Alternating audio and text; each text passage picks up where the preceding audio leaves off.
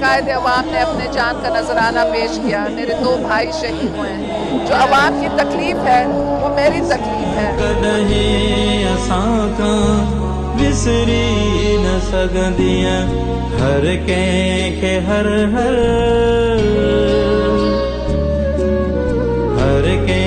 के हर 27 दिसंबर तो जी याद रे पे।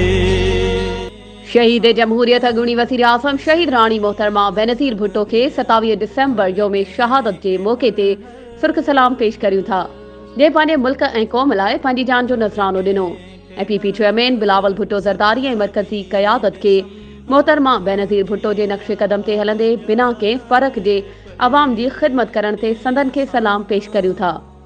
पारा मीर शाह जहान टालपुर उम्मीदवार बराए chairman Pakistan peoples party union council Mir Ehsan Ali Talpur.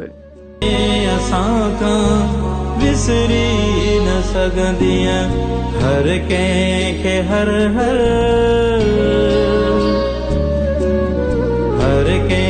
के हर 27 दिसंबर तो जी याद रे पे।